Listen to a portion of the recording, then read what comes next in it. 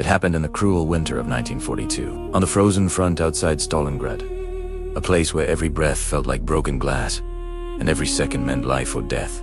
The Soviet 138th Rifle Division had been fighting for weeks, trapped between collapsing buildings and burning factories, while German reconnaissance planes circled overhead, watching, tracking, calling in artillery on anything that dared to move. Among the exhausted defenders was a young sniper named Ivan Mikhailov, only 22, hardened not by age, but by survival. He had already lost his brother in the first assault on the Maiev Kurgan. He had watched his town burn behind German lines.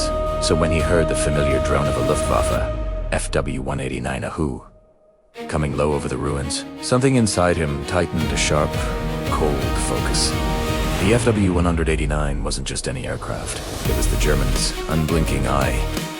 Twin-tail, glass cockpit, a perfect spotter for the artillery that had already crushed half the Soviet positions. And today, it flew lower than usual, confident, almost mocking.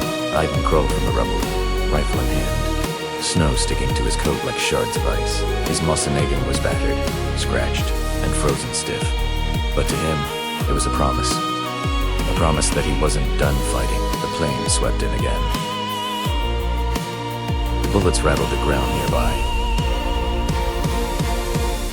But Ivan didn't flinch. He inhaled and let the cold burn through him until everything else went silent. Waited. He timed the arc of the aircraft. He watched the glint of the glass cockpit.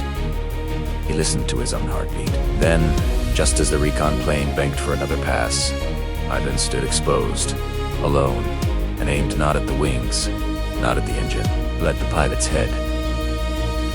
One breath, one squeezed. The rifle cracked through the icy air. For a moment, nothing. Then the impossible happened. The FW-189 twitched, dipped to the left, and suddenly spiraled downward, its engines screaming across the sky. The cockpit glass shattered.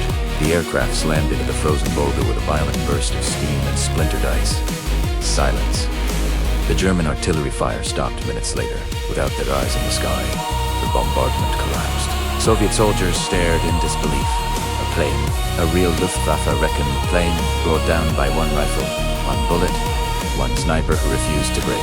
That night, sitting beside a dim fire in the ruins of Ivan said only 7 words to the lieutenant who congratulated him. I shot because they took my brother. There were no medals given. No newspapers printed his name. But for the men who survived that day, his shot changed everything.